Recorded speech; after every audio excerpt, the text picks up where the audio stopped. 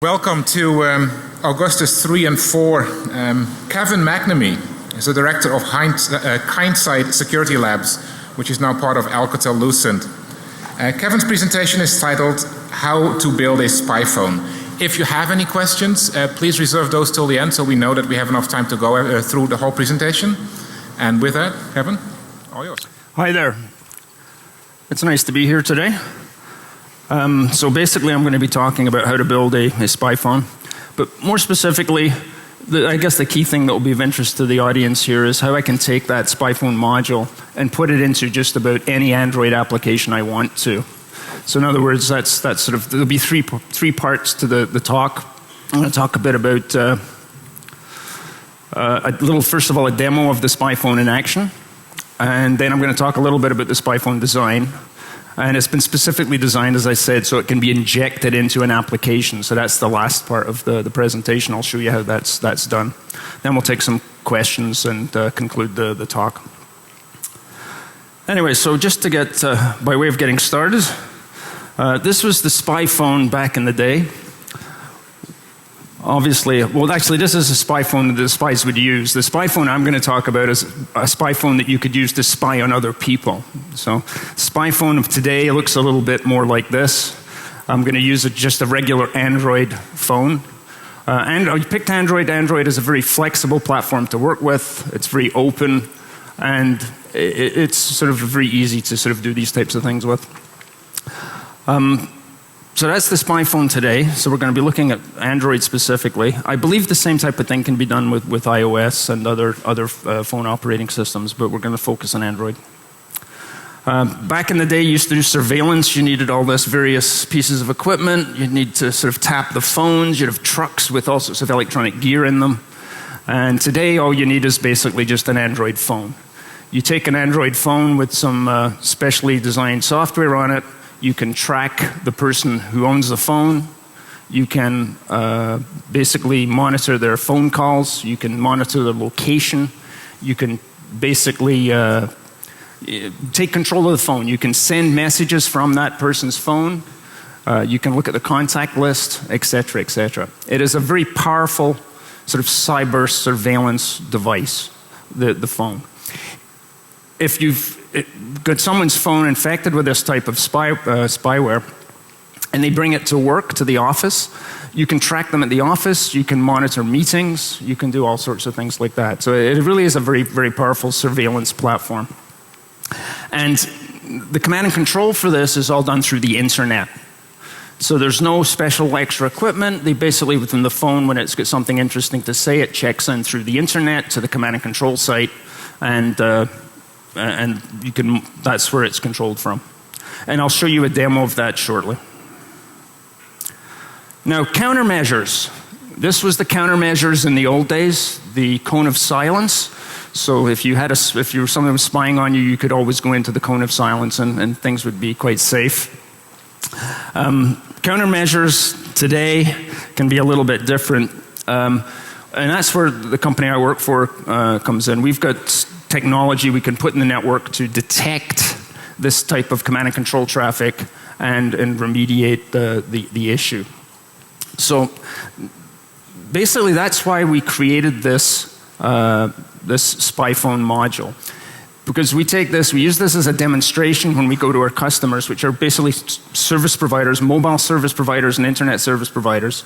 And we use this as a demonstration, the SpyPhone demonstration, as a vehicle for basically making people aware that there is a huge issue in the mobile network with malware. It's still early days, but it's very, the potential is there, and so we use this as a demonstration to basically educate our customers on the dangers of what's out there. And then of course, the second part of that is we then demonstrate our product and stuff, and you won't see that today, just purely the technical aspects of how the SpyPhone works and what it does. A smartphone is a very powerful device. It's got access to your location, the internet. It's quite powerful. It makes the perfect platform for sort of spying. I would say, basically sum up, it's a perfect cyber espionage tool. It can be used to track the victim's location, download his personal information. It can intercept and send messages. I can record the conversations. Okay? I can do all of that. So enough said about that. I think what I'd like to do now is get straight to the demo. So I'm going to shut down the presentation here. And on this side here, we've got this is the SpyPhone, and this actually it's on the table. I've just got a screenshot. This is the phone I'm going to use. And on the right-hand side here, we've got the command and control console that the person who's tracking the phone would use. So what we've done is we've taken the malware, the SpyPhone module, injected it into a copy of the very popular Angry Birds game, okay? And then we send an email to the guy saying, look, you've got to go download this game. It's really cool. You have to play it. And so that's what the person would do. We can also post this game, this infected game, at third-party websites and places like that. We can do that too. So let me just go to the browser now. And so when the guy gets the email, he clicks on the link. It takes him to this really fairly realistic-looking app store where they get to download the malware, the game. And we decided to call this one Very Angry Birds because it's got the SpyPhone stuff in it. So we've got it sort of there. So what the user would do is he then goes and he wants to download the game. And that's what we're going to do now. We download the game. On an Android phone, when you install an application, it gives you a list of all the permissions that the application needs to operate. And that's what it's doing here. You see a whole list of permissions. The person who's going through this, what they want to do is they want to install the game. Every time they install an application, it gives them a big list of permissions, but they want to install the game. So what do? They press the install button. Because they see these permissions all the time, they really don't pay much attention to what they are. So the game is being installed. And then the next thing they want to do is start the application. So we start the application. And this is going to bring up a legitimate. Now you notice over here, you see this line popped up? That's it now checked in with the command and control site. And you can sort of hear the game. I'll shut that off because it's very annoying. So notice that the game is the game the way the user would see it. There's no evidence whatsoever that there's anything unusual going on here. They play the game, everything's all really cool. Even when they stop the game, the SpyPhone service, which is running in the background, continues to run. And even if they reboot the phone, the SpyPhone service will be restarted. It's got a permanent presence now in this device. Okay? So the device is infected with the cyber espionage SpyPhone software. And it shows up here in the console. Okay, and so the first thing I'll do is I'll have a look at this and let's find out where the device is. So we'll locate the device and we find out here it is in Las Vegas. Okay, now let me emphasize the communication here is not going on between the phone and this computer. The communication is going on across the internet to a web server in Ottawa, which is where I work.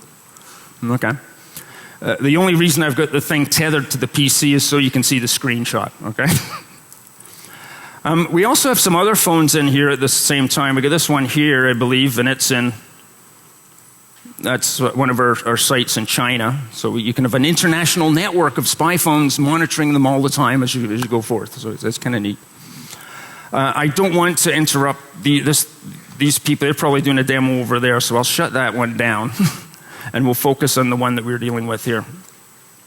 Now, what you'll notice is over here we've got information that's from telling who the owner of the phone is. We've got his email address, his phone number, and the subscriber identifier from the phone and the device ID of the phone. All the information from the phone has been downloaded to the command and control site. It's available right there. We can also track the location 24/7. And that's basically all the features of the phone provide this. The other thing we do in this sort of SpyPhone context is we download the contact list for that particular person. This gives us a list of potential other targets that we might want to go after.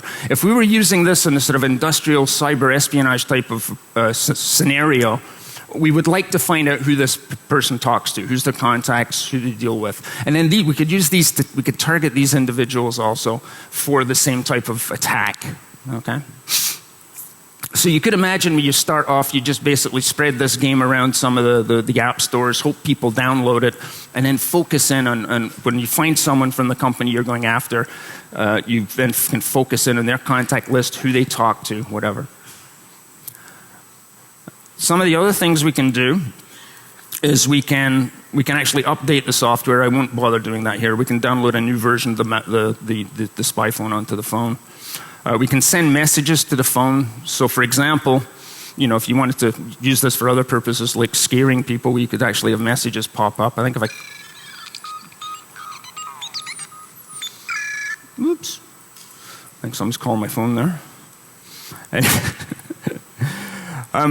So the other thing we can do is we can access the SMS messages in the phone, the email, locate the phone you've seen. One thing we can do is we can activate the camera on the phone. I'll see if I can just sort of do this right now. So we'll take the camera and we click the peep function. This takes a little bit of time because it has to actually take a picture and then send it down to the site, the command and control site. So the command is still currently running. It should now have finished because it's changed from command pending to clear. And let's see what we've got over here. So we should have an image show up here fairly soon. There's me, took a picture in the front, and we also took a picture of you guys in the back. So we can do that. So remotely I can take pictures. You also noticed if you looked at the screen of the game's still going on. The person didn't know that there was any picture taken. It's done in the background without the user knowing. We can use the same type of technology to take videos. Okay? All on the phone. The final thing I'd like to do, and as part of the demonstration part, is to use the listen function to actually record some stuff from the phone. So I'll try that now. This is the part of the demo that gets a little bit sketchy because it's sort of, we'll see if it works. This is a test. 1, 2, 3. This is a test. 1, 2, 3. This is a test. 1, 2, 3. This is a test. So I'm going to click here for the audio. Just connecting, it takes a little bit.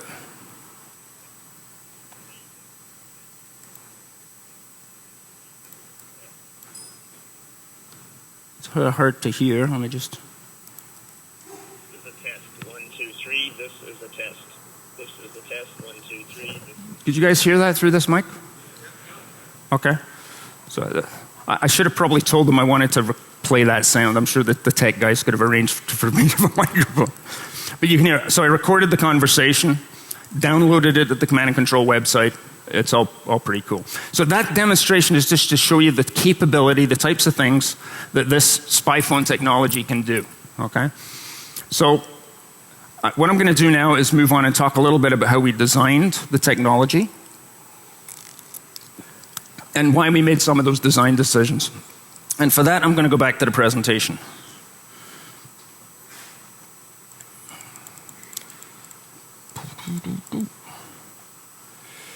Okay. Okay. Now the first design decision we made, well, first of all, let me sort of give you the background on how we did this. We put this together. Originally, we wanted to have sort of a SpyPhone remote access Trojan type of thing that worked with an Android phone.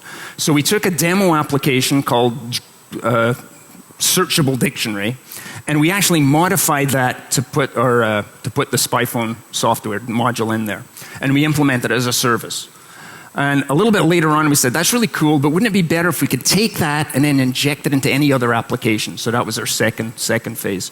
So you'll see some stuff in here that was from our original design, which was just basically embedded in an application that sort of basically as a programmer would using Java. But here's a little bit of information on how the implementation works. First of all, we implemented it as a service on the Android phone. That means it's a self-contained component that runs in the background. It can be started at boot up, and a service, is we've discovered later, is something you can easily just attach onto another application and have it work just fine. And it doesn't even disturb the operation of the rest of that application. Okay, so that was sort of the design decisions there. Self-contained component, can run in the background, doesn't interfere with the execution of the app, and it can be started at boot up. Okay? For the command and control you've seen there, basically it's just a sort of an HTTP command and control using a Node.js web server. We've got certain commands. It's just basically a sort of a JSON interface that's going back and forth. So there's nothing magical about that. And that was very easy to program in at the Android they provided. The Android SDK is fairly powerful and very complete. It provides interfaces to do just about anything you want. So there was a very low learning curve to do this. When we did this, we'd never actually done any Android programming per se, and we got this thing up and functioning within a couple of weeks. Okay. Here's a little bit of a diagram showing how original design. We have the searchable dictionary application that we built using Java code, and the Java code's over here. And we basically put it in this example Android Droid Whisper. So that's our piece that we added. And that's the piece we're going to cut and paste into the other applications later on. Okay? Now, we're not taking advantage of any specific exploits or vulnerabilities here. We're using the standard APIs that Android provides. For user information that we get from the phone, we use the account manager classes. For phone and SMS, there's an SMS manager, a telephony manager. We can use that to intercept calls, to send and monitor SMS. It's all there. The location, again, there's beautiful classes to handle the location of where the phone is. For recording media, there's an excellent media recording thing which we use to do the recording of the audio, and also can be used to record video if that's the case. Now some people may say, well, if you're trying to record audio, video on the phone or take pictures, the guy's, if it's in his pocket, it's not going to be very good, right? So you want to, let's say for example, you wanted to get a good picture, you can send the guy a text message, because you know his phone number, right? And what do you do when you get a text message? You hold your phone like that. Then you can take the picture. And then you can send him a call and you hold him up like that, and then you take the picture out this way. So you can actually get people to, trick them into having pictures taken and stuff like that. Getting the camera to work without the user knowing was a little tricky. And you notice there's a whole bunch of classes we use in here. For example, they've got the audio manager and the surface holder and stuff like that. We had to turn off the audio temporarily so you didn't hear any clicking sound. And there's also a video, a video preview that goes up, and that you can't turn off. It's there. But what we did is we told the system to show it in 1 pixel. Okay, so if you show the whole video preview in 1 pixel, it's hard to notice. So that was some of the tricks of the trade we used there. As I said before, the web command and control, it's all there. All the pieces you need to build it are all there. Now, one of the things we did leverage some of the weaknesses in the Android security model. Specifically, these applications have to be signed. So what we do is we sign it with just any old certificate that's needed. And as it turns out, that's not a major issue, because the certificates, so they're checked to see if the application has one.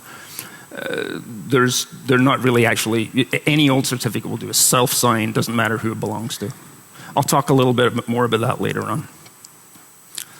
Okay, so that's just some of the design stuff that we chose to build the app. It's a service. What I'm going to do now is I'm going to take you through the injection process. How do we take this and put it into an application? Okay, and for that I'm going to shut down the service. I'll put these guys away for a moment. And there's a couple of things I'm going to bring up over here. It's a little cheat sheet for me because I can never remember these things as I'm going along. And, okay. So the first thing we have to do is we chose Angry Birds. And we chose Angry Birds not because it's got any, it's a really nice game. It's very popular. And there's nothing special about you choosing Angry Birds for this demonstration, just because it's a pretty good game to use. And we can do the same thing to any Android application, it doesn't really matter. So the first thing we have to do is get a copy of the APK file. The APK file is basically a zip file that contains all the components of the application that you're dealing with. Okay? And inside the application file, there's basically some Java bytecode. Actually, it's Dalvik bytecode. It's not really Java. They use Dalvik, which is a different flavor of Java. And there's a file in there called classes.dex, which contains all the bytecode. And you can try and replace that, and there's another I believe there's another talk at the conference when they talk about the master key vulnerability, and that's they actually replace that file to get in. We use a different technique. What we're going to do is we're going to open up that entire APK file into its component parts, disassemble it. Okay, so we're going to basically get a list of all the little assembly components in a funny little language called Smally. And then what we're going to do is we're going to copy our stuff in there to that directory structure and then rebuild the app. Okay? So the first thing we want to do is we want to take the application apart. Let me just show you what I got here. I'm trying to remember where my... Okay. So in this directory here, which is inject, I've got a number of things. First of all, I've got a copy of my searchable dictionary thing. That was the original application that we worked on, and we put our SpyPhone module in there. So searchable dictionary contains our SpyPhone module. Angrybirds.apk is a version of Angry Birds we downloaded from Google Play. We went out to Google Play, we downloaded the Angry Birds app, and we got a copy of it. The other things in here you don't really have to worry about. The keys is our signing keys. The hello APK and the searchable dictionary, don't worry about them for the moment. Okay, so the first thing we do is we want to open up the Angry Birds app. Okay, APK tool, and we want to disassemble. So APK tool is for managing APK files. It takes them apart and puts them together. We want to disassemble Angry Birds. Whoops, hang on, let me just back up here. Inject APK tool. I'm a very slow typer, bear with me. Disassemble Angry Birds. Okay. And what it does is now going to start taking this apart. You know, it's created now a directory called Angry Birds, and it's going to put all the components from the application in there. Right? This is a demo, so we have to wait until it does that. It takes a little bit of time. And it's almost finished now. There we go, all done. So what I'm going to do now is open up the Angry Birds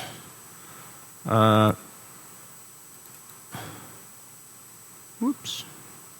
So the first thing you know is we've got a number of directories. There's assets. Assets are things that it requires, like sounds and stuff like that. So are resources. There's some libraries in there. But the key thing is this Smally code. That's where all the bytecode in an assembly language format is located. And that's what we're going to be working with. The other thing we have in here is the manifest, and we're also going to be modifying the manifest because that's the thing that tells it what services are in there, what permissions it requires, and so on and so forth. So that's all in there. So I think the first thing we'll do is we'll start with the actual code itself. So we'll start with the Smally code. If you look at Angry Birds, it's got all of these components arranged in sort of subdirectories. I don't even know what any of these things really do, and I don't have to know that to do what I'm about to do. Okay? What I'm about to do is I want to copy Droid Whisperer into here. Okay? Now, follow me this is very technical here. I click on the copy, and then I click on the paste. Did you all catch that? Thank you. Okay, so that's the code copied. It's done. There's a couple of other things I have to do, and this is where I'll go back and use my cheat sheet. So we've done that. Yeah. So we'll work on the manifest next. When you go in the manifest, there's some things you want to learn from the manifest. The first thing is you want to find out what's the name of the application. This is its name here because we're going to use that later on because we have to add that, you put that in certain places in the code. The other thing is we want to define a service. And finally, we want to define the permissions that we're going to use. So I'm going to go into and this is in the Angry Birds app here. And we go into the manifest. Whoops.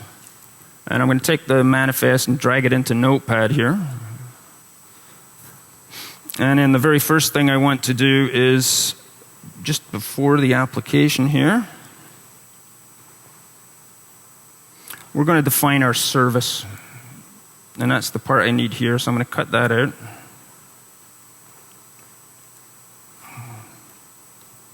And so what we're doing here is we're telling it in the manifest that there's going to be a service that you're going to run when you start off that's available in this, and it's called this Droid Whisper Dictionary Service. And it's going to belong in part of the application called ComRovio KA3D. That's why you need that name part from the manifest too, because that obviously varies depending on the app you're injecting it into. The next thing I want is my permissions. And there is a paper that goes along with this that contains all of this information in it. So what we're copying and pasting in it describes that. So you don't have to take really close notes here.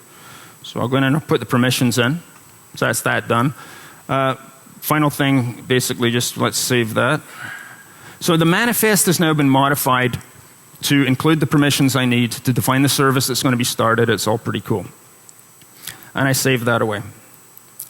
The next thing I'm going to do is I'm going to actually, within an Android application, you can define services, but something has to start the service. So I have to go into the Angry Birds code, and I have to put some code in there to start my service.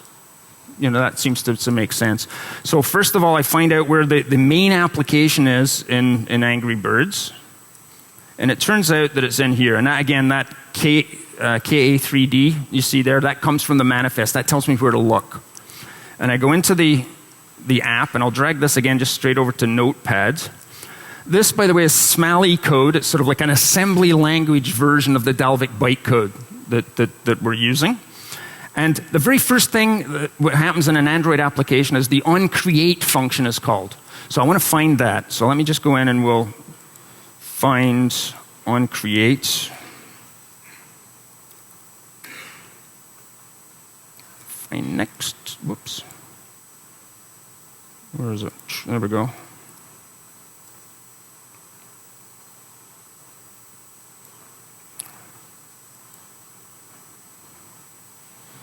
Okay. And you have to know a little bit about how Android apps work, and have a little bit of knowledge about this bytecode. After the onCreate, this is the onCreate function here.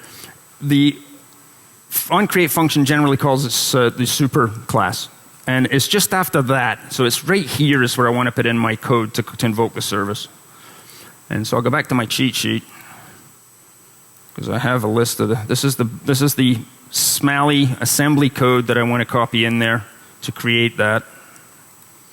Just stick that in there. So that's that. And now, how did I know this is the code I needed to put in there? I simply copied it from the original application that I wrote. There's good documentation in Smalley. You can learn the whole thing, but you don't have to know much about it to do this type of stuff. I believe there's just recently been announced this sort of binder kits you can get that will allow you to do this automatically. And there was some news a couple of weeks ago about binders for Android that would take something like a service and inject it into an existing application. So that's all I'm really doing here in a very manual process. So what we do in here is, as soon as the onCreate function is called, we then activate the service. And that's what we're doing here. Basically, it's calling the function to start service. Okay? And we don't forget, we have to save the file away. So that's a lot of the real technical stuff out of the way. Now I have to rebuild the app. So I go back to my APK tool. What I want to do is I want to build. And I'm going to build from the directory, Angry Birds, and I'm going to put it in something called birds. .apk. Okay? So there we go. And it checks to see what's going on, and it's remember before it was back Smalleying, now it's Smalleying all the stuff together. And away we go. So it's rebuilding the application with all those changes I put into it. And it's putting into a file called birds.apk. Now, if I try and run this install this birds.apk on an Android phone, it's going to complain that it's not signed. So I have to sign it. And for that, I basically go out and I create a self-signed digital certificate with the appropriate private public keys. And I save that away someplace. And that's where I've saved it in my, if I go back here to the inject function, let's go here, inject. That's in this keys file. So it's simply a certificate I created for myself. And I go back in now, and I use this powerful and concise command, jar signer. I'll cut and paste this rather than save you the trouble of watching me type it all in. So what this is doing is it's going to sign the file birds.apk with my keys. And it's fairly straightforward how it does that. Off it goes. Oh yeah, I need the passphrase. Put in the passphrase. And it goes out and it signs all the components with that digital key. And I can take this now, and I can take this and I can put it on an app store, I can put it in Google Play, I can put it anywhere, and it's going to be happy, the fact that it's got that's been signed by those keys. There's no, as far as I can tell, there's no user interface on the phone that's going to tell the user who signed anything. As long as it's signed, it gets installed. Nobody even says who signed it anytime. It's really quite amazing. Okay. So, the next thing we have to do is, I'm not sure why we have to do this, but I just do it because it's in the instructions that come with the Android SDK. And we do this zip align. I'm going to copy it to this other file here. So that's it. Now that's the whole task and finished. I can now take this and put it out there. So just to summarize, that's a version of Angry Birds that looks exactly like the game, and it functions exactly like the game, except it's got my code, it's got that spyware code that you saw demoed inside it. Nobody can tell the difference. Now, just in terms of the signing stuff, let me just go through and make a little bit here.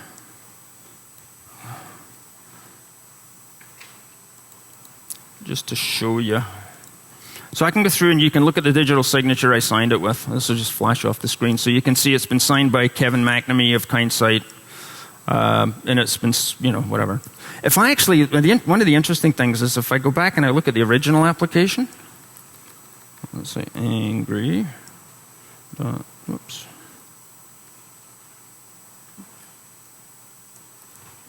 It's signed by Rovio, of course, which is the company that makes Angry Birds. But look at the dates. Oops. The date range. This certificate that they signed it with originally, it is created. It's valid from August the 19th, 2010, until July 26th, 2010, and this gets installed on the Android phone with no questions asked. So even if your digital certificate is filled with rubbish, it still gets installed. Nobody's actually checking it. And I think that's one of the things that I think is a serious flaw in the Android security model, is the fact that there is not really any rigorous checking done in these digital certificates that are used. It's possible they're signed, so why not take advantage of the signatures, verify who it is, enforce something like somebody has to register at least to get a digital certificate they can use. That would really help solve this type of issue. So that's basically the how to inject the malware into the app. So I'm going to go back to the presentation now and bring this back up and go down. Okay, so this is just to sort of go through the app signing thing again. All apps must be signed. Any old signature will do, self-signed. Okay, it's only checked at install time. That's another thing I did, is I can take an APK file on the phone, and if I can change the APK file on the phone, I need write access to do that. I can do that, and the system will not complain about the digital certificate being overwritten. So that's a pretty big flaw there too. Now, granted, in order to change the APK file on the phone, you basically have to write access to the directories where the APK files are stored, which requires that you've probably had to jailbreak the phone anyway, so it's not such a huge, big deal. But it's still a flaw. The other thing I find concerning is the fact there's no user interface to view who signed the application. There should be. When you install an application, it should at least say that this was signed by Kevin McNamee from Kindsight. Or if there should be something to let me find that out. Now, there is some things they did do. If I wanted to replace an application on the phone, the signatures have to match. Okay? So I couldn't replace an existing version of Angry Birds unless I changed the name. Okay? So if I change the name, I can replace. I'm not replacing it. I'm just putting a new application on there. From the Android developer site, this is what they say. The certificate does not need to be signed by a certificate authority. It's perfectly allowable. Typical Android applications use self-signed certificates. So that's what they say about that there. Okay, I'm going to sort of wrap up fairly soon here, and then open the floor for any questions. One of the things is that there is there's a whole little cottage industry of spyware that you can buy for phones. And it's typically aimed at the consumer market, and it's typically aimed at tracking your loved ones, or tracking your children, or tracking your business partner, or whatever. A lot of times they started out pretty shady, like tracking your cheating spouse and stuff like that. But now they tend to be transforming into this track your children, make sure they're safe, which is a very legitimate type of thing to do. But I think the capabilities of these SpyPhone applications, when you take that and apply it to this bring your own device type of thing, and also when you add in the fact that you can take the functionality and secretly put it inside any application you want without the user really knowing. I think when you put those together, you've created that sort of like perfect storm of, given the ability to sort of take over someone's phone, track them, and actually use it for industrial espionage. Now, the other thing is if you look at these devices in terms of like the advanced persistent threat area, right? This phone, okay, it's a perfectly fully functional network device. So if I bring this to work and I connect onto the Wi-Fi at work, I can put software in that phone that's going to scan the network for vulnerabilities. It's going to be able to download, as this one can do, download an updated version of itself. It can take information it's learned and send it to a command and control site. So in terms of an advanced persistent threat platform, there's a huge opportunity here for that type of attack. The fact that someone's just walking around the building with their, the phone that's capable of scanning the network, and it can launch attacks from the inside out. Also, the interesting thing is oftentimes, like when, of course, in a network, you protect it with firewalls, et cetera, et cetera, et cetera, but this has got an internet connection through the air out to wherever it wants to go. There's no firewall between this and anywhere, okay? So basically, it's a backdoor into the network. And this type of, if you think, we're talking SpyPhone here, because SpyPhone's a pretty cool word, but effectively what this is, it's a remote access Trojan that we have in this phone. And, I think it's sort of pretty scary. So I think that's basically what I've came here to say today. And now I'll get time to take any questions. Okay. Thank you very much.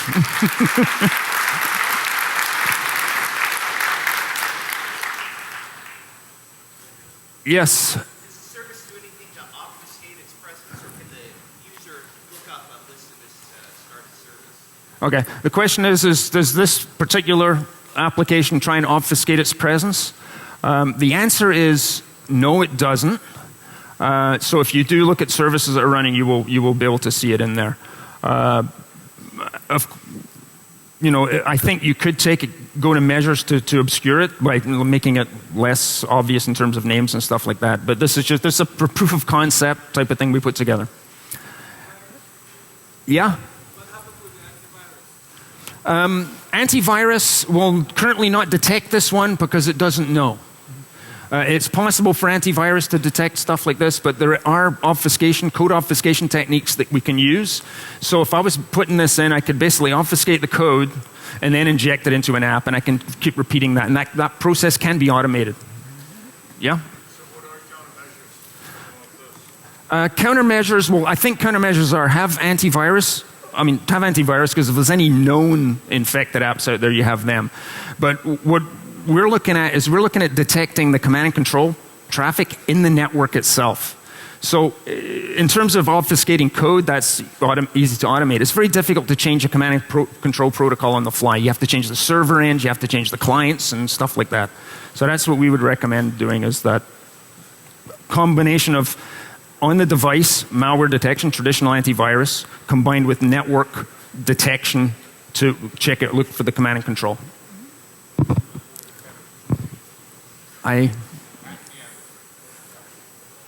Yeah? So why is it that you have to change the name of the application? Can't you just sign it again, the original? Oh no, in this case we did just sign the original. We did that. Okay. That you have to change the name, otherwise it don't work. If I wanted to, okay. So in this demo here, what I did was I basically took the application, just signed it. If you're installing that application for the first time, there's no problem. If a user already has a copy of that application installed on the phone with the same application name, it does check the signature and it'll say the signatures don't match. Okay, so that's the only case. And in that case, I can get around that by just changing the name. Okay? Yes?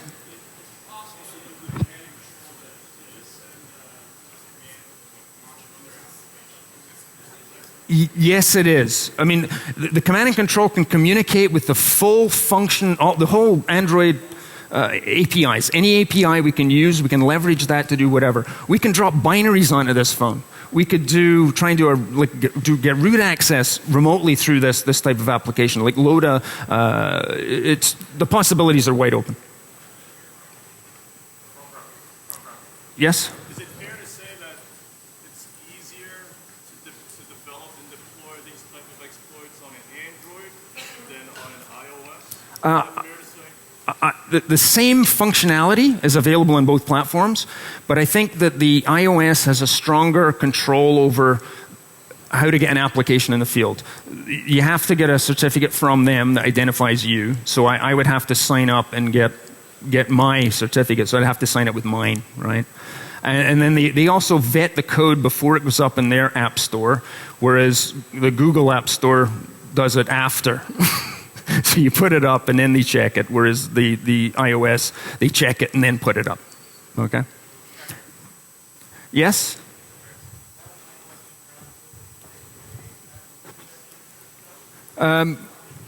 Google Play will, I'm not familiar with the details of it, but I'm sure if this got a particularly bad reputation, they would detect various flavors of it and boot it out of their app store.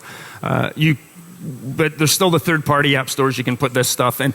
Part of the sort of the phishing attack that led to this is we actually bring the guy to one of those third-party sites to download the app anyway. We spear phish the guy. Over here?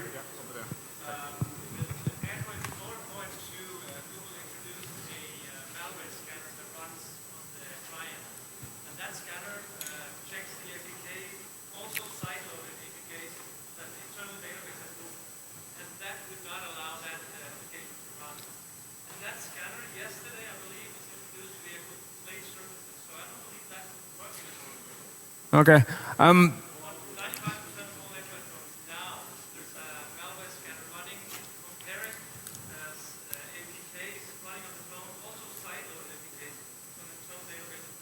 Yeah. The thing is that all the functions in here look like a regular app. I mean, there's nothing illegal we're doing. So we just build it, sign it, send it out. If somebody declared that antivirus could be written to detect this, they could look for our service name, for example. Look for Droid Whisperer, and we'll chuck it out of the thing, right? That would work. Yeah.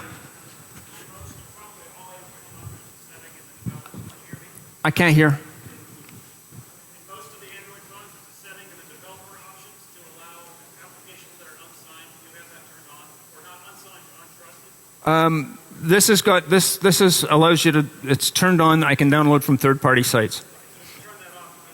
That's correct. But however, our phishing attack would provide the detailed instructions on how to make sure that that's turned. Look, this is a really good game and it's free. You can't get this on Google Play, so you have to turn this thing on. And here's the here's how to do it. You know, I mean, it's fairly straightforward. Yes. How do you solve the situation issue when you're on a Wi-Fi network to communicate over the cellular network rather than through the Wi-Fi network so that your command and control functions can't be destroyed via Wi-Fi? We haven't done anything at that level. We just use whatever network connections available. However, that's a possibility. You can, through the APIs, determine where you're connected and make those decisions. We haven't done that here. No. Any more questions? Thank you, Kevin. Thank you.